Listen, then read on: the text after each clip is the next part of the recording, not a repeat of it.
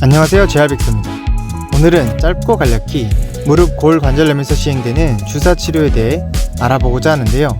여러분들은 무릎이 아파서 병원에 가신 적이 혹시 있을까요? 고령의 남녀의 경우에는 무릎 통증으로 병원을 내원할 경우에 주사 치료를 흔하게 접하게 될 겁니다. 하지만 주사 치료라고 다 같은 주사 치료가 아니겠지요. 그러기에 오늘 가볍게 어떤 주사 치료가 있는지 이야기해보고자 합니다. 우선 오늘의 이야기는 2019년에 아스트라이티스 케어 앤 리서치지에 실린 아메리칸 컬리지 오브 류마톨로지에서 작성한 가이드라인과 나이스 가이드라인에 기초하였습니다. 들어가기에 앞서 무릎 골 관절염이 무엇인지 아시나요? 쉽게 설명드리면 모두 다는 아니지만 할아버지 할머니가 무릎 관절이 아픈 경우는 골 관절염일 가능성이 높습니다. 골 관절염이란 퇴행성 관절 질환으로 말 그대로 관절을 많이 사용해서 관절이 망가지는 질환입니다. 주사 치료에는 여러가지 주사 물질이 사용되는데요. 첫 번째, 스테로이드 주사입니다. 글루코코르티코이드, 하이드로코르티손, 코티손 등등 불리는 이름이 많은 스테로이드 주사는 무릎 골 관절염 환자의 통증을 줄이는데 매우 효과적으로 밝혀졌으며 이에 주사 대상일 경우 적극 권장되는 주사입니다. 일부 연구에서 스테로이드가 관절 연골에 손실을 일으킨다는 발표를 하였으나 그것이 통증 악화와 연관성은 명확하지 않은 상태입니다. 또한 앞으로 소개할 다른 주사 치료보다 효과 면에선 더 높은 것으로 여겨지고 있습니다. 두 번째, 히알루론산 주사입니다. 예전에는 히알루론산을 무릎 골 관절염 환자에 주사하는 것이 효과가 있는 것으로 여겨졌습니다.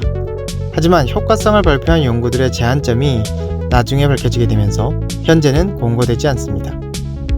실제 의료 현장에서는 여러 치료가 실패할 경우 히알루론산 주사 치료가 아무것도 하지 않은 것보다 낫다라고 여겨지기도 하지만 그 효과에 대한 근거가 부족한 상태입니다. 세 번째, 프롤로 주사입니다.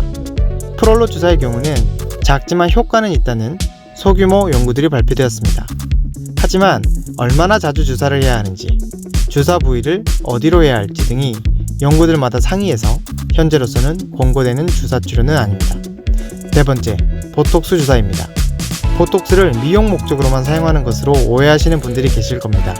하지만 실제로 근골격계 통증 환자에서 여러 방법으로 보톡스를 사용할 수 있습니다. 그러나 무릎 골 관절염 환자에서 무릎 관절에 보톡스를 주사하는 것은 현재까지 그 효과의 근거가 부족합니다. 즉 권고되지 않습니다.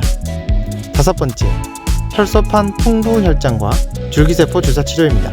어느 연구에서는 무릎 골 관절염 환자에서 이 두 치료에 대한 관심도가 최근에 매우 증가하였다고 발표했습니다.